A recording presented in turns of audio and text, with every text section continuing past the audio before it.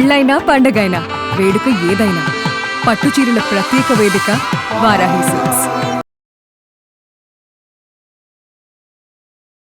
ఎక్కడి నుంచి అమ్మా అమ్మాయి? విజయవాడ అండి. విజయవాడ నుంచి తను మెయిల్ చేసింది మనకి.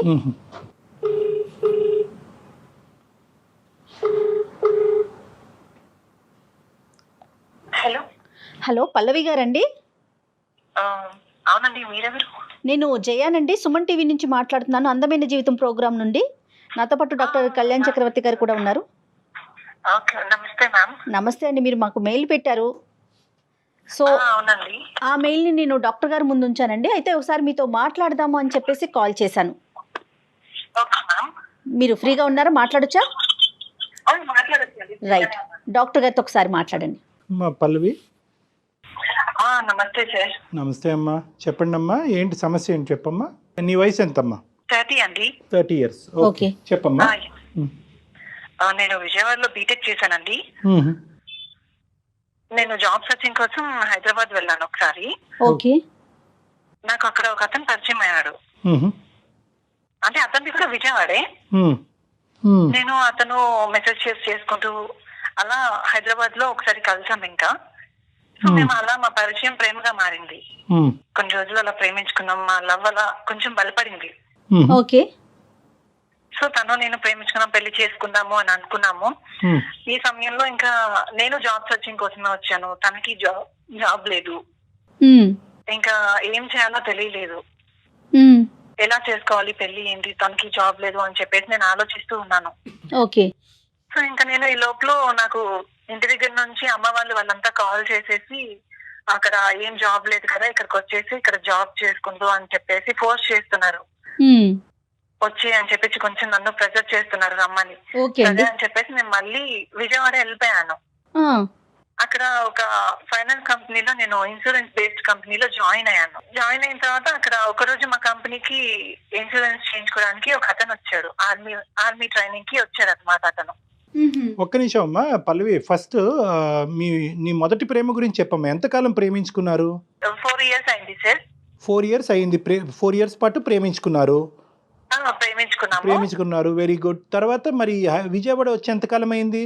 ఆయన అంటే సార్ అక్కడే ఉండేది విజయవాడ. మేము మెసేజెస్ చేసుకున్నాము. మాకు ఒక ఆన్లైన్ లో పరిచయం అన్నమాట. ఓకే. అయితే ఇంకా మేము అక్కడ అలా పరిచయం అయ్యి ఇంకా హైదరాబాద్ కి తను కూడా ఉన్నాడని చెప్పేస్తే నేను అక్కడ జాబ్ సర్చింగ్ కి వెళ్ళాను. Okay okay. వెళ్ళి ఇంకా అక్కడే పరిచయం అయ్యాము. ఇంకా అక్కడే కలిసి చాలా ప్లేసెస్ తిరిగాము. ఓకే. సో బేసికలీ ఏంటంటేనమ్మా, మీకు అంతకు ముందే ఆన్లైన్ పరిచయం అన్నది ఉంది. ఆ పరిచయం కాస్త డైరెక్ట్ గా కలవటం అన్నది హైదరాబాద్ జాబ్ సర్చ్ గురించి వచ్చినప్పుడు ఇద్దరికి డైరెక్ట్ గా కలిగి జరిగింది. డైరెక్ట్ గా మీట్ అయ్యి మేము చాలా అక్కడ మా బాండింగ్ ఇంకా పెరిగింది సార్. రైట్ అమ్మా, ఇప్పుడు బాగా అర్థమైంది. నీ తల్లిదండ్రులకి ఈ విషయం తెలియదు? ఇంట్లో తెలియదు సార్, ఇంకా నేను చెప్పలేదు. ఒకవేళ చెప్పినా కానీ జాబ్ లేదు, ఏం లేదు, ఇద్దరికి లేదు, ఎలా అని చెప్పేసి ఆలోచిస్తున్నాను నేను. నెక్స్ట్ విజయవాడ వచ్చిన తర్వాత ఇక్కడ ఫైనాన్స్ కంపెనీలో జాయిన్ అయ్యాను కదా. ఓకే. ఇక్కడ ఒక అతను ఇన్సూరెన్స్ చేయించుకోవడానికి ఆర్మీ వర్కర్ ఒక అతను వచ్చారు ఇక్కడ. అయితే తను చూసాను, తను నాతో బాగా మాట్లాడుతున్నాడు. తను మాట్లాడే విధానం చాలా ఫ్రెండ్లీగా మాట్లాడుతున్నాడు అని చెప్పేసి నేను కూడా కొంచెం క్లోజ్ అయ్యాను. అప్పటికి నేను ఈ హైదరాబాద్ అతనితో లవ్ లోనే ఉన్నాను. అయితే ఇంకా ఇతను కొంచెం అట్రాక్టింగ్ గా, నేను కొంచెం ఎడిట్ అయ్యాను దీనికి. ఏంటన్నా కాదు, ఇవన్నీ ఏంటి? క్లోజ్ అవటం, ఎడిక్ట్ అవటం, అట్రాక్ట్ అవటం ఏంటి అంటే? దీన్ని కూడా ప్రేమ అంటారా? మరి 4 సంవత్సరాలు బట్టి నడిచింది ప్రేమే, ఇది కూడా ప్రేమ అంటారా? ఇది అట్రాక్షన్? ఇది లవ్ కాదు సార్, జస్ట్ నేను ఫ్రెండ్లీగా మూవ్ అయ్యాను అంతే. ఫ్రెండ్లీగా మూవ్ అయ్యా. ఓకే. Just friend. మా మధ్య ఇంక ఎటువంటి ఇవి లేవు. ఓకే. యాజ్ యూ సే, మీ ఇద్దరు ఫ్రెండ్స్ అంతే. ఒక 2 నెలల పాటు పరిచయమైన ఒక ఫ్రెండ్షిప్. ఫ్రెండ్స్. ఇంకా ఈ లోపల ఇతను కాఫీ తాగుదాము అని చెప్పేసి బయటకు వెళ్దాం అలా సరదాగా అంటే నేను వచ్చాను. తన బండికి ఆఫీస్ లో లీవ్ అడిగేసి నేను వచ్చాను అనమాట. కాదమ్మా పల్లవి, మరి ఇవన్నీ కూడా హైదరాబాద్ లో ఉన్న నీ 4 years పాటు లవర్ కి తెలుసా? అబ్బాయికి తెలుసా? లేదు సార్, అతనికి ఇంకా నేను చెప్పలేదు సార్ ఈ విషయం. అప్పటికి చెప్పలేదు. ఎందుకు చెప్పలేదు? 4 సంవత్సరాల పాటు ప్రతి అంశం డిస్కస్ చేసుకునే మీరు నాకు వేరే ఫ్రెండ్ దొరికాడు అని చెప్పే మాట అతను అపార్థం చేసుకుంటాడు అని చెప్పలేదా? ఒక అబ్బాయితో ఇంకొక అబ్బాయితో నేను మాట్లాడుతున్నాను అంటే ఎవరైనా లవర్ అపార్థం చేసుకుంటారు కదండి. మరి ఇటువైపు ఇష్యూ వస్తుందేమో, ప్రాబ్లం ఫేస్ చేస్తానేమో అని అనుకోలేదంటారా పల్లవి మీరు? లేదు మ్యామ్, అలాంటిదైతే మేము అనుకోలేదు. జస్ట్ ఫ్రెండ్ అంటే ఫ్రెండ్, ఇంకంతే అనుకున్నాను నేను. సరేనమ్మా, మొత్తానికైతే దాచిపెట్టారు. రైట్, నెక్స్ట్ దాచిపెట్టారు, దానికి ఇదైతే కారణాలు నేను అతని దగ్గర దాచిపెట్టాను. Right okay. ఇంకా తర్వాత మేము బయటకు వెళ్దామని చెప్పేసి నేను ఇలా అడిగితే ఆఫీస్ లో నేను పర్మిషన్ తీసుకొని ఇంకా తన బండికి అలా మంగళగిరిలో అనకాల స్వామి టెంపుల్ ఉంటుంది కదండి, అవును, సరదాగా అలా వెళ్ళి వద్దామని చెప్పేసి అనుకున్నాం. ఇంకా అలా బయలుదేరి మేము బండెక్కి తన బండెక్కి వెళ్తూ ఉన్నాను. ఈ లోపల మంగళగిరిలో ఒక అనుకోకుండా లారీ వచ్చేసి మా ఇద్దరి బండి డాష్ ఇచ్చేసింది. పెద్ద యాక్సిడెంట్ జరిగింది. ఓకే. అక్కడ వాళ్ళంతా ఇంకా నేను చచ్చిపోయింది అనుకున్నారు. అసలు నాలో చలనం లేదు. ఫస్ట్ కోమాలోకి వెళ్ళావమ్మా, స్పృహలో లేవా? స్పృహలో లేను. ఓకే. అతనికండి గాయమైంది, మొహం అంతా ఇదైపోయింది, బ్లడ్ దెబ్బలు తగిలిపోయి ఇంకా అసలు స్పృహలో అక్కడ వాళ్ళు ఇంకా వెంటనే హాస్పిటల్ కి తీసుకెళ్లి అక్కడ హాస్పిటల్లో జాయిన్ చేశారు దగ్గరలో. ఓకే. అబ్బాయికి ఎలా ఉంది? అతనికి ఎలా తగిలినాయి? అబ్బాయికి దెబ్బలు తగిలాయి మ్యామ్. అతను నార్మల్ గానే ఉన్నాడు దెబ్బలు తగిలి. నేను మాత్రం స్కూల్లో లేను అసలు. వెంటనే మా ఫ్యామిలీ వాళ్ళ ఫ్యామిలీ ఇద్దరు ఫ్యామిలీస్ హాస్పిటల్ కి వచ్చేసారు. అతనికి బాగా వార్నింగ్ ఇచ్చేసారు, మా అమ్మాయిని ఎందుకు తీసుకొచ్చావు, ఈ స్థితికి ఎందుకు తీసుకొచ్చావు, చంపేద్దాం అనుకున్నావా, ఏమనుకున్నావు అని చెప్పేసి ఇతనికి వార్నింగ్ ఇచ్చారు బాగా. మా అక్క అటెంప్ట్ మర్డర్ కేసు పెడతాను అని చెప్పేసి ఇతనికి ఫుల్ గా వార్నింగ్ ఇచ్చింది. ఇతనేమో లేదండి మేమిద్దరం 2 months గా పరిచయం అయ్యాము, మేము ఫ్రెండ్స్ అండి, కాఫీ తాగుదామని మేము బయటకు వచ్చాము అని చెప్పేసి తిని చెప్తూ ఉన్నాడు. అంటే తనని మాయ చేసావా నువ్వు, ఏమనుకుంటున్నావు, నా చెల్లి ఎవరితో తిరగదు, తను ఎప్పుడు ఒకరితో తిరగడం నేను చూడలేదు అని చెప్పేసి మా అక్క కేసు పెడతాను అని చెప్పేసి తనని బెదిరించేశాడు. తర్వాత ఏం జరిగిందండి? ఇంకా తర్వాత ఇతను కావాలంటే నేను మీ చెల్లిని పెళ్లి చేసుకుంటానండి అని చెప్పేసి తినన్నాడు. పెళ్లి చేసుకుంటాను అంటే ఇంకా పెళ్లి చేసుకునేది ఏంటి, అసలు అది బతుకుతుందో చస్తుందో కూడా తెలీదు, నువ్వు ఎలా పెళ్లి చేసుకుంటా అన్నావు, అసలు ఈ స్థితికి ఎందుకు తీసుకొచ్చావు నువ్వు, నీ మీద కేసు పెడతానని మళ్ళీ అన్నాడు. ఇంకా అనేసరికి తను భయపడిపోయాడు. తన గవర్నమెంట్ జాబ్ కదండి, ఆర్మీ వర్కర్స్, ఇంకా అందుకని చెప్పి దానికి భయం వేసేసింది తనకి. మా పేరెంట్స్ వీళ్ళంతా వాళ్ళతో మాట్లాడి పెళ్లికి ఒప్పించారు. ఇంకా ఎలాగో తన వల్లే జరిగింది అని చెప్పేసి తను జాలితో ఇంకా పెళ్లి చేసుకుంటాను, తన జాబ్ ఎక్కడ పోతుంది అని పెళ్లికి ఒప్పుకున్నాడు.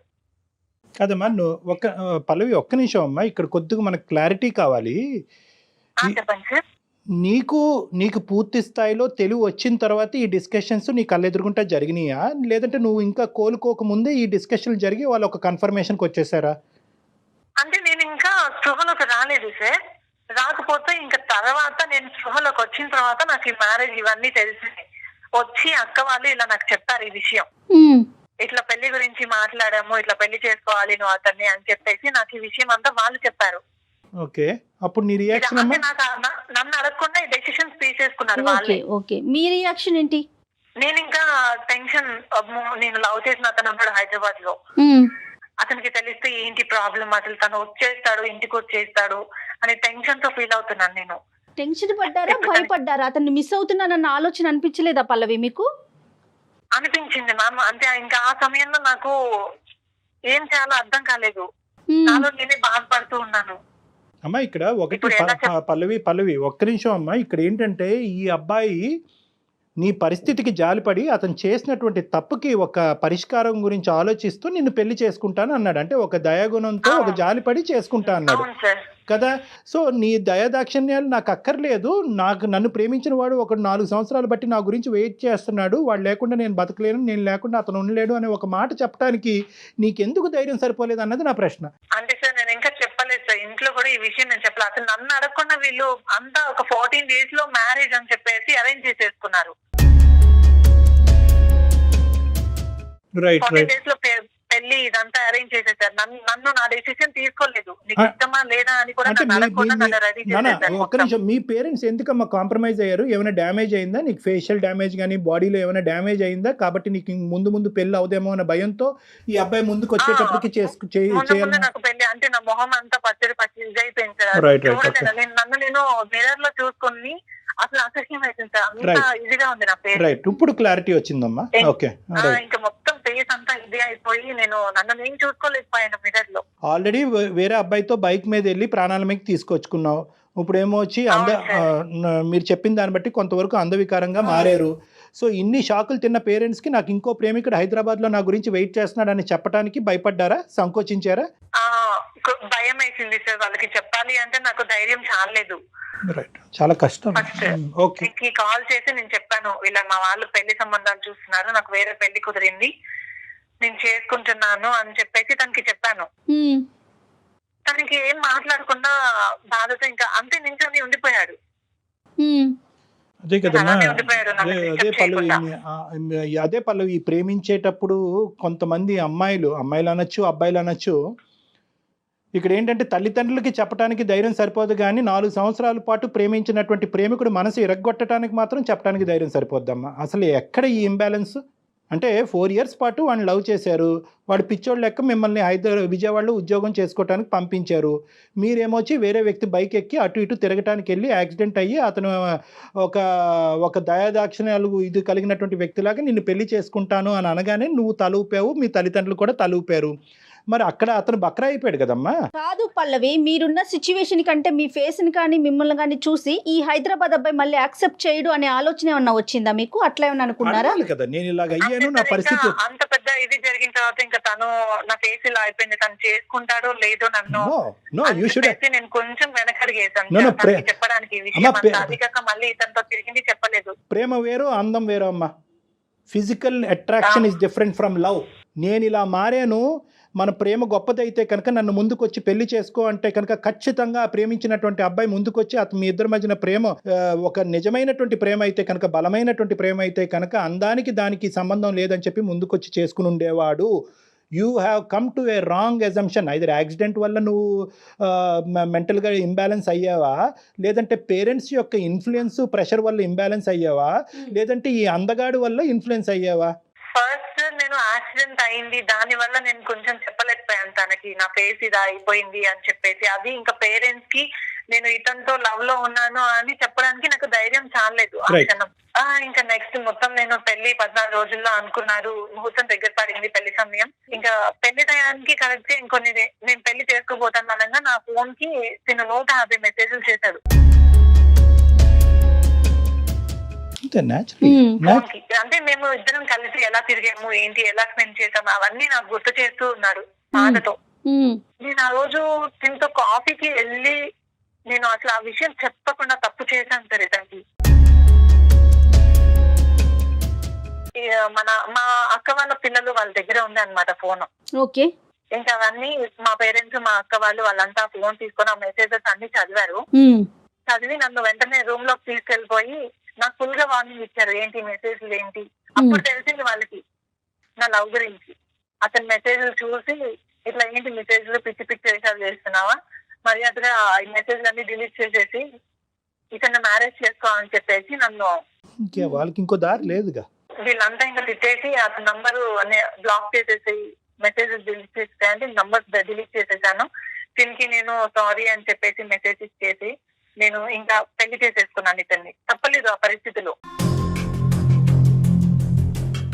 ఇతన్ని పెళ్లి చేసుకోవడం ఏమో నాకు ఇష్టం లేదు.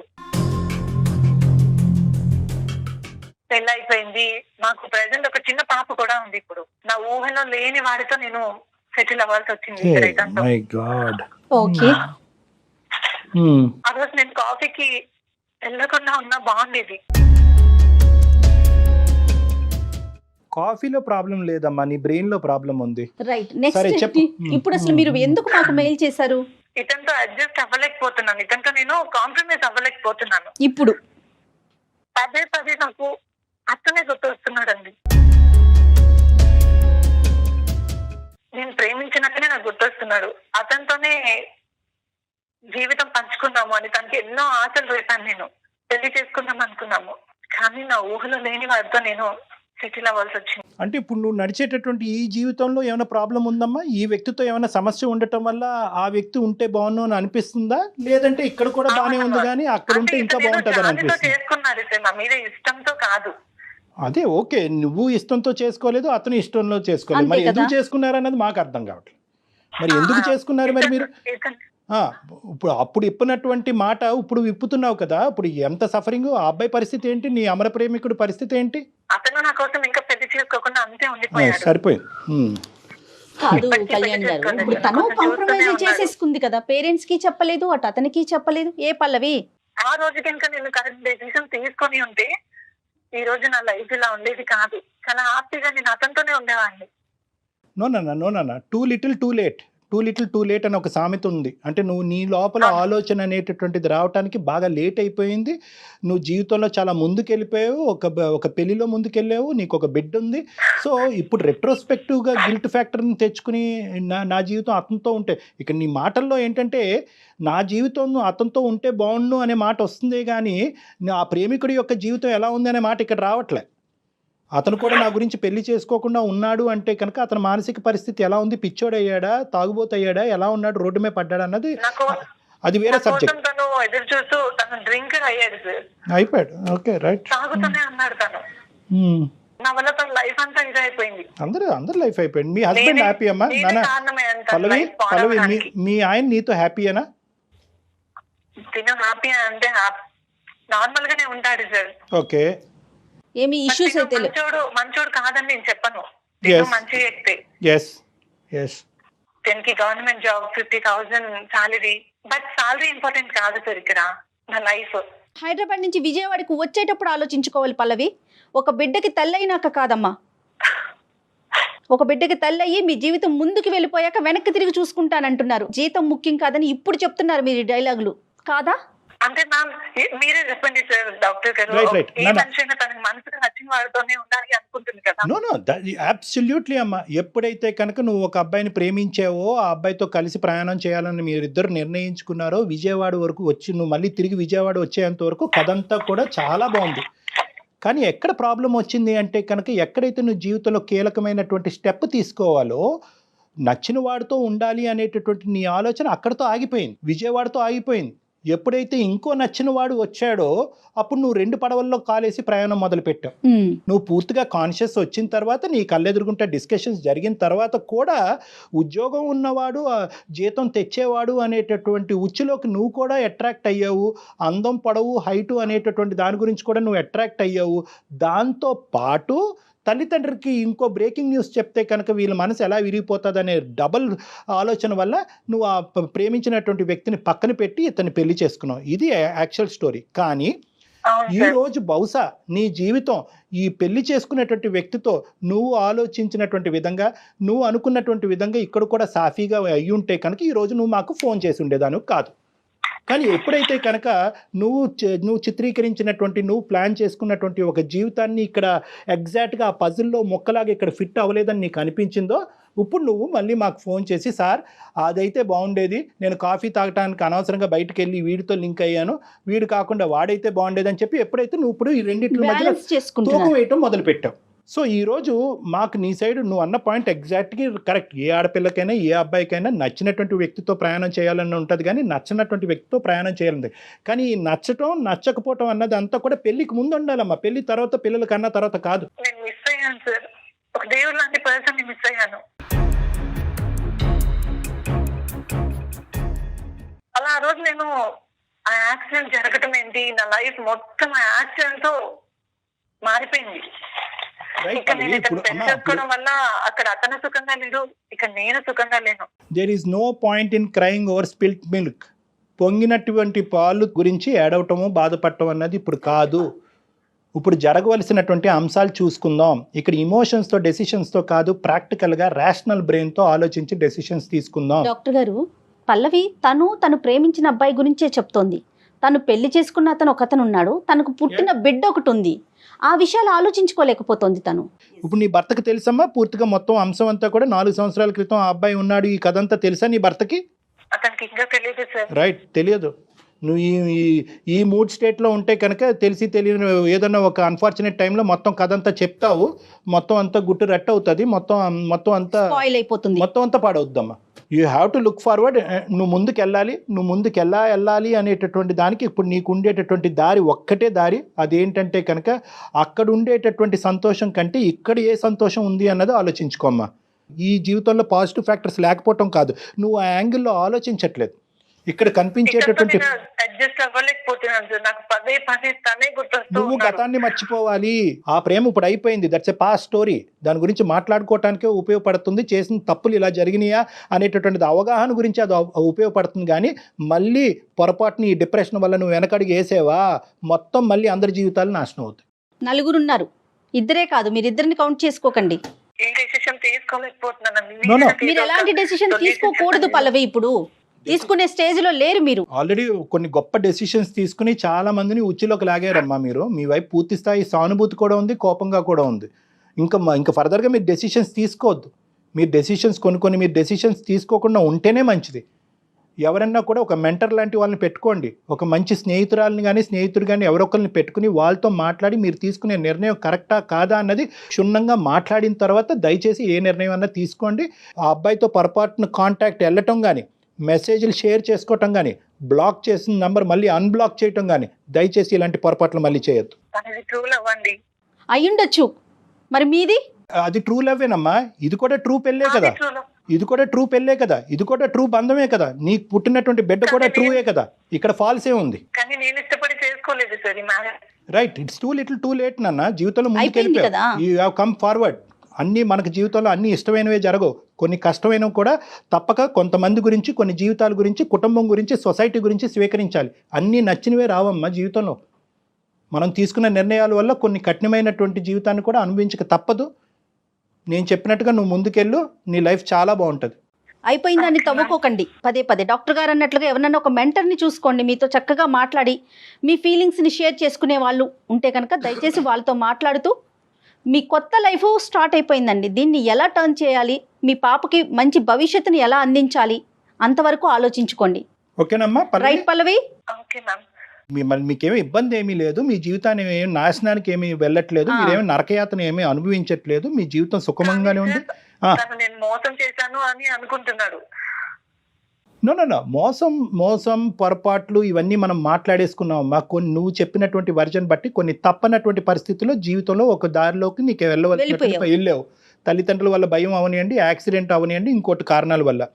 ఓకే, ఆ టైం అప్పుడు నీకు ఉండేటటువంటి సిచ్యువేషను నీకు కరెక్ట్ అనిపించింది, అతనికి రాంగ్ అనిపించవచ్చు.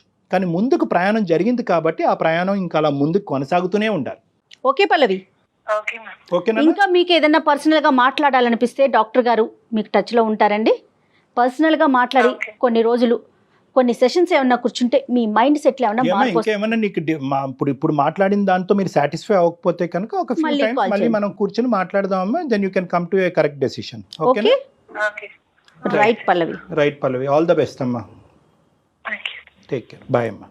ఇది రెండు వైపులు ఉంటుందమ్మా. అమ్మాయిల వైపు అబ్బాయిలు ఏంటంటే ప్రేమ పెళ్ళి అనేటటువంటిది ఎప్పుడు కూడా ఒక చాయిస్లా చూడకూడదు. అంటే నాకు చాయిస్ ఉంది కాబట్టి నాకు అక్కడికి వెళ్తే బాగుంటుందేమో, ఇక్కడికి తీసుకునేటప్పుడు ప్రేమించండి, ప్రేమించడంలో ఎటువంటి తప్పు లేదు. కానీ పెళ్ళికి సంబంధించినటువంటి నిర్ణయంలో మీ ప్రేమ ఎంత ఘాటుగా ఉంటుందో అంతే నిర్ణయం పెళ్లి వరకు కూడా తీసుకోవాలి. అంతే కీలకమైన నిర్ణయం పెళ్లి. ఇప్పుడు ఈ అమ్మాయి ఏంటంటే ప్రేమలో ఎక్కడ ప్రాబ్లం లేదమ్మా, లేదు, కానీ పెళ్లి వరకు వచ్చేటప్పటికి ఆ డెసిషన్ మేకింగ్ అండ్ అప్పుడు ప్రాసెస్, పేరెంట్స్ గుర్తొచ్చారు.